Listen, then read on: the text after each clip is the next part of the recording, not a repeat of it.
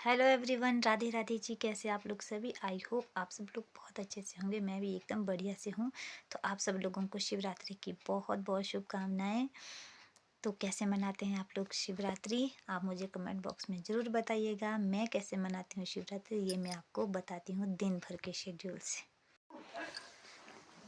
तो ये देख सकते हैं जी, हमने 2 परात में रख दिया है आटा। इसके बनेंगे नमकीन कचौरियाँ और इसकी बनेंगी मीठी कचौरियाँ। जब बनेगी कचौरियाँ तब बताऊंगी आपको। तो ये देख सकते हैं जी आप, हम बना रहे हैं कचौरी। कचौरी के लिए करें आटा तैयार। ये है नमकीन और ये है बनेगी मीठी। बस।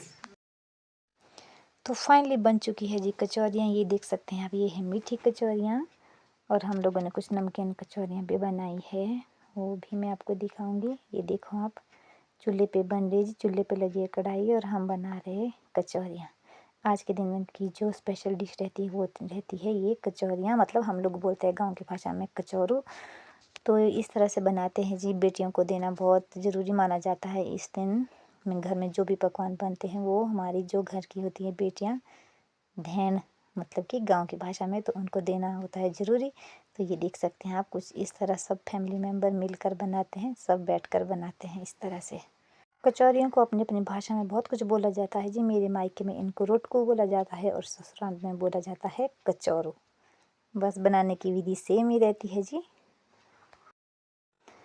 और इसके साथ साथ हम लोगों ने बनाए जी कुछ पकौड़े भी। तो सब लोगों की डिमांड तो ये थी कि भांग डालेंगे, लेकिन फिर घर में बच्चे भी है, बुजुर्ग भी है, तो सब लोगों ने मना की।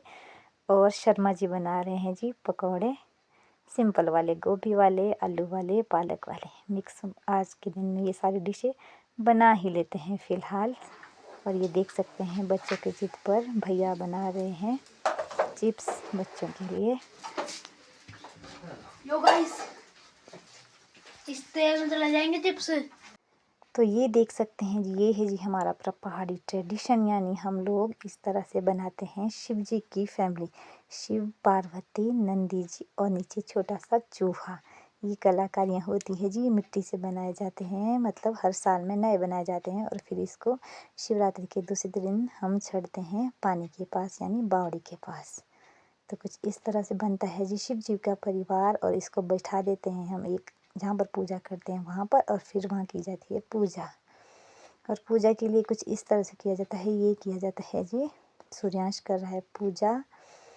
और आप देख सकते हैं पूजा का स्थान वहाँ पे रखी है हम लोगों ने। जो घर में जो जो चीज़ें बनी होती है वो सब रखी जाती है वहाँ।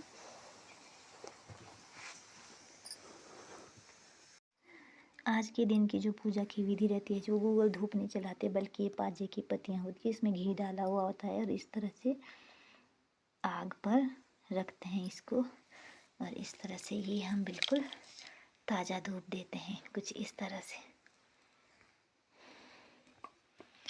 तो आप लोगों का ट्रेडिशन किस तरह का रहता है? हम लोग तो इसी तरह से देते हैं जी धूप, और इसी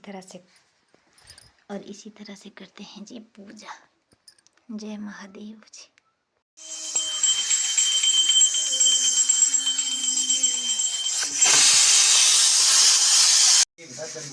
हाँ बस।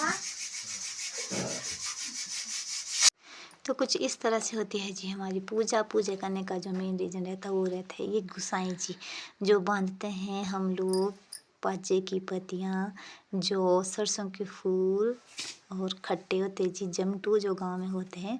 और एक स्पेशल प्रकार का जो आटा होता है उससे बनाए होते हैं छोटे छोटे रोटियाँ। तो इससे बनते हैं जी ये।